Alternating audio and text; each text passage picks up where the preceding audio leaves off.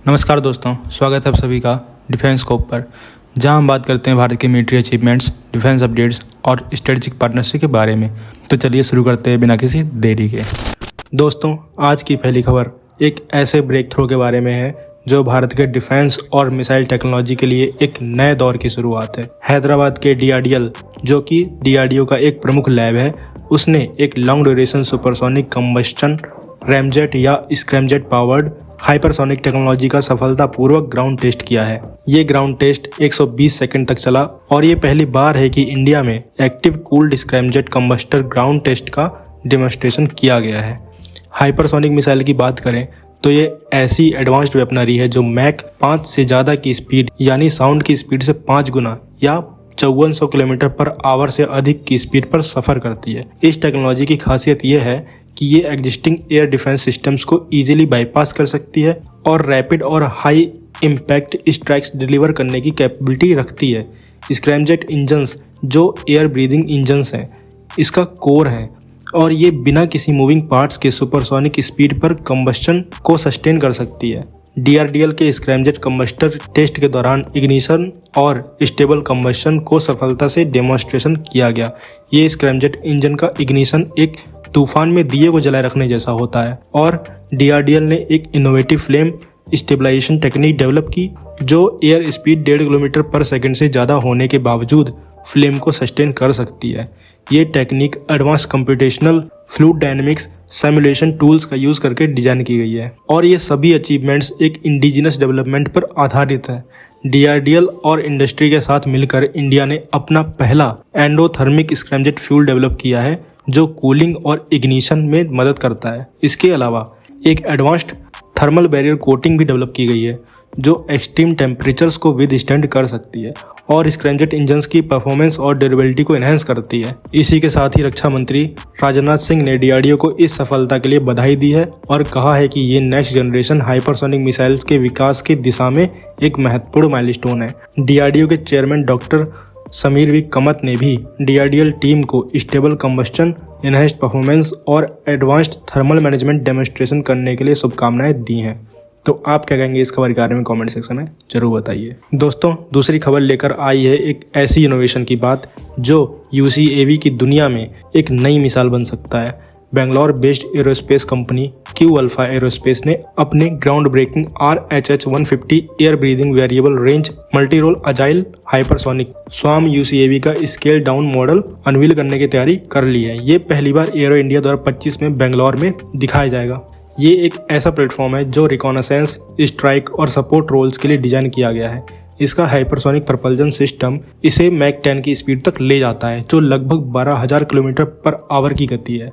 इस स्पीड पर यह न केवल इंटरसेप्ट करना मुश्किल है बल्कि बैटलफील्ड पर किसी भी टैक्टिकल चैलेंज को टैकल करना आसान बना देता है। RH-150 का एयर ब्रीदिंग इंजन इसकी सबसे बड़ी खासियत है जो हाई स्पीड मनोवर्स और रियल टाइम कोर्स करेक्शन को इनेबल करता है। इस UCAV का ऑपरेशनल रेंज 3600 किलोमीटर तक है जो इसे शॉर्ट और लॉन्ग रेंज दोनों तरह के मिशंस के लिए वर्सेटाइल बनाता है। इसका स्वार्म कैपेबिलिटी एक और बड़ा हाईलाइट है। मल्टीपल UCAV के कोऑर्डिनेटेड ऑपरेशंस का मतलब है simultaneous reconnaissance, multi angle strikes और टारगेट सैचुरेशन के जरिए एनिमी डिफेंस सिस्टम को ओवरवेल्म करना।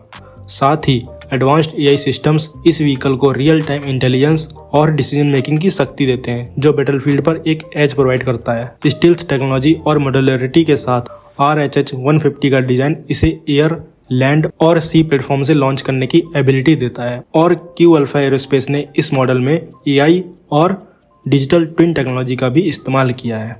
दोस्तों, तीसरी खबर की बात करें तो मिनिस्ट्री ऑफ डिफेंस ने अभी हाल ही में हैवी व्हीकल फैक्ट्री के साथ एक 1560.52 करोड़ रुपए का कॉन्ट्रैक्ट साइन किया है जिसमें 47 टैंक 72 ब्रिज लेइंग टैंक्स का प्रोक्योरमेंट शामिल है। ये टैंक्स मैकेनाइज्ड फोर्सेस के ऑफेंसिव और डिफेंसिव ऑपरेशन के लिए इसेंशियल ब्रिजिंग कैपेबिलिटीज प्रोवाइड करते हैं। ब्रिज लेइंग टैंक्स की खासियत है कि ये क्विकली ब्रिजेस डिप्लॉय करते हैं जो रिवर्स या डिफिकल्ट टेरेंस के अक्रॉस मोबिलिटी को इंश्योर करते हैं। ये मेक इन इंडिया इनिशिएटिव के तहत एक सिग्निफिकेंट माइलस्टोन है। टैंक 72 ब्रिज लेइंग टैंक्स का इंक्लूजन इंडियन आर्मी के मैकेनाइज्ड फॉर्मेशन को और भी फॉर्मिडेबल बनाएगा। तो आप क्या कहेंगे इस खबर के बारे में कमेंट सेक्शन में जरूर बताइए। दोस्तों चौथी खबर की बात करें तो भारत को अब यूरोड्रोन प्रोग्राम में ऑब्जर्वर का स्टेटस मिला है, जो organisation for joint armament cooperation के थ्रू फैसिलिटेट किया गया है।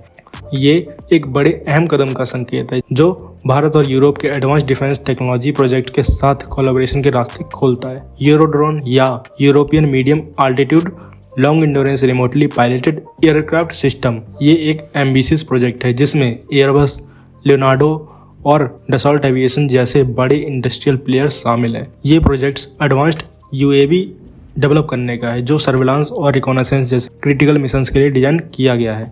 ऑब्जर्वर के रूप में भारत को यूरोड्रोन की टेक्निकल डेवलपमेंट्स को देखने का और उनके टेक्नोलॉजीज को समझने का और मौका मिलेगा। ये बात भी समझने वाली है कि यूरोड्रोन का डिजाइन सोवरेन यूएवी कैपेबिलिटी के लिए तैयार किया जा रहा है जो यूरोपियन नेशंस के फॉरेन सिस्टम पर डिपेंडेंसी को रिड्यूस करेगा। इसका स्ट्रेटेजिक सिग्निफिकेंस भारत के लिए काफ़ी ज़्यादा है क्योंकि यूरोड्रोन की लॉन्ग इंडोरेंस और high altitude operational capabilities Bharat के एरियल सर्विलांस नीड्स के साथ परफेक्टली अलाइन करती है। ये प्रोग्राम अभी डेवलपमेंट फेज में है और इसके फर्स्ट फ्लाइट की उम्मीद मिड 2027 तक है।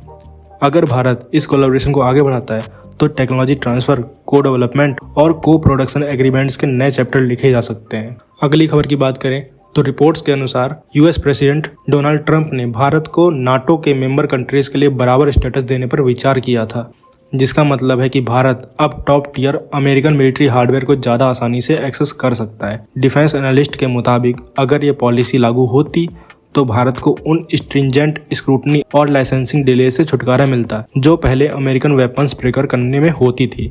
इसका सबसे बड़ा असर इंडियन एयरफोर्स के कॉम्बैट फील्ड पर पड़ता। अगर भारत को नाटो लेवल एक्सेस मिलता तो F-35A लाइटनिंग II जैसे एडवांस्ड एयरक्राफ्ट को सीधा प्रिकर करना पॉसिबल होता बिना लेस एडवांस्ड प्लेटफॉर्म जैसे कि F-21 या F-15X के एक्वायर करने के प्रेशर के। ये इंडियन एयरफोर्स के लिए एक गेम चेंजर होता क्योंकि अब भारत अपने फाइटर जेट्स में 5th जनरेशन स्टील्थ कैपेबिलिटीज को शामिल कर सकता था। इतिहास देखें तो भारत का एक्सेस यूएस के डिफेंस टेक्नोलॉजी तक हमेशा international traffic in arms regulation जैसे स्ट्रिक्ट रेगुलेशन के अंडर था, जो काफ़ी डिलेज और कॉम्प्लिकेशन क्रिएट करता था। लेकिन अगर ये पॉलिसी इम्प्लीमेंट होती तो यूएस और भारत के बीच स्ट्रेटेजिक डिफेंस टाइज और स्ट्रांग होते और इंडो पैसिफिक रीजन में चाइना के इन्फ्लुएंस को बैलेंस करना और आसान होता। अब देखना यह है कि आगे किस तरह के डिफेंस टाइज देखने को मिलेंगे और जिस तरह की बात रिपोर्ट्स में निकलकर सामने आई थी क्या वो सच होती दिखेंगी, क्योंकि अब डोनाल्ड ट्रंप फिर से सत्ता में वापस आ चुके हैं। तो आप क्या कहेंगे इस खबर के बारे में कमेंट सेक्शन में जरूर बताइए। दोस्तों अगली खबर HAL के HJT-36 इंटरमीडिएट जेट ट्रेनर या सितारा के कमबैक के बारे में है। HAL ने कंफर्म किया है कि सितारा 2025 के एरो इंडिया इवेंट में एक फ्लाइंग डिस्प्ले के लिए रेडी होगा। ये वापसी काफ़ी इंपॉर्टेंट है क्योंकि सितारा लगभग एक डिकेड तक टेक्निकल चैलेंजेस और डेवलपमेंटल डिलेज की वजह से एक्शन से दूर रहा। HJT-36 सितारा का पहला फ्लाइट 2003 में हुआ था और ये इंडियन एयरफोर्स के पुराने HJT-16 किरण ट्रेनर्स को रिप्लेस करने के लिए डिजाइन किया गया था। लेकिन 2007 के एरो इंडिया शो में एक इंसिडेंट ने इस प्रोग्राम पर सवाल उठा दिए थे। एक कैनोपी अनलॉकिंग इशू की वजह से एयरक्राफ्ट रनवे से ऑफ हो गया था और उसके बाद टेक्निकल स्नैक्स की वजह से HAL ने 2009 के बाद इस जेट का डेमोन्स्ट्रेशन बंद कर दिया। लेकिन अब HAL ने एयरक्राफ्ट के क्रिटिकल डिजाइन और परफॉर्मेंस इशूज को एड्रेस कर लिया है। एडवांस अपग्रेड्स और रिगरस टेस्टिंग के बाद सितारा अब ऑपरेशनल यूज के लिए रेडी है। ये सिर्फ एक फ्लाइंग डिस्प्ले नहीं बल्कि HAL के लिए एक मौका होगा कि वो इंटरनेशनल और डोमेस्टिक स्टेक होल्डर्स को एंगेज करे और ट्रेनिंग और रिकॉनेसेंस जैसे रोल्स के लिए सितारा के पोटेंशियल को शोकेस करे।